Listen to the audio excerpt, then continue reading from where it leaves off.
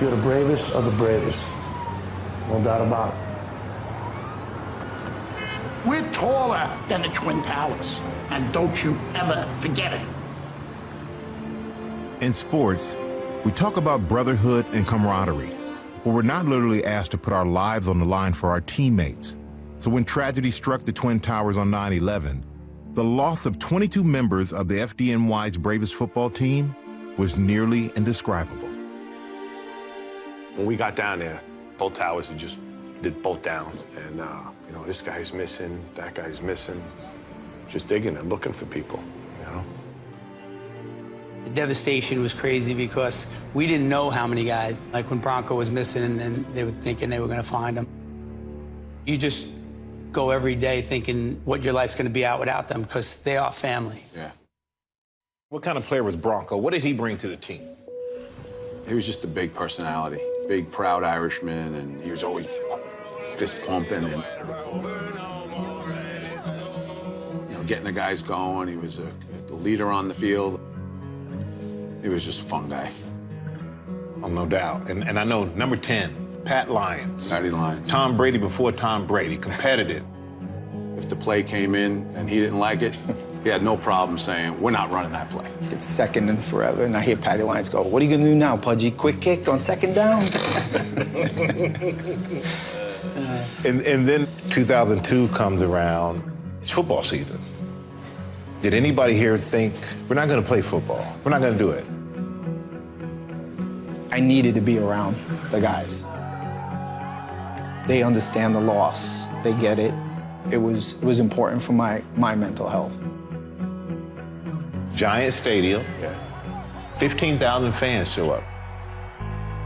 Just go out and show the guts. You showed up September 11th, and you'll take it home, baby. That's it. We kept it close, but we lost 10-0, and I know it bothered some guys. You know, still bothers me. Yeah.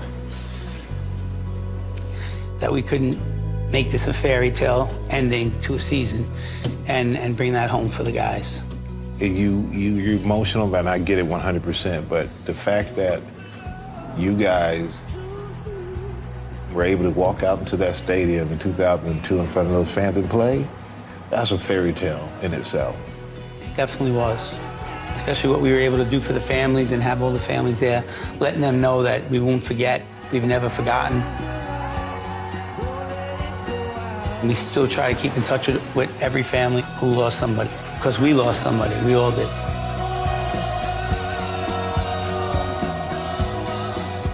And you see, it got emotional at times, Kurt, but at the same time, there was so much love, there was so much pride. These guys were joking with each other. You can see that it is truly a family. And as they said, being a firefighter made them a better football player, and being a football player made them a better firefighter. And they made sure that I walked out of there with the shirt in FDNY Bravest, never forgotten, with all the names of the 22 team members that they lost, who they, hold in their hearts every day and they play for every day. I think we all do. I mean, you talk about it being emotional. It's still emotional just to watch and talk about this. I, like you, lived in New York. I lived in Lower Manhattan. On that day, I can remember walking 3 miles in the silence and not even being able to get home that night just because they had the street blocked off.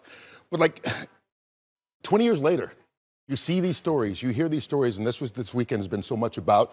It brings tears to your eyes, it pulls in your heart, because not only is it about the lives lost, and we will always honor those people, but to their families out there, they need to know that their loved ones are always remembered and always thought of, and not just on September 11th, each and every day.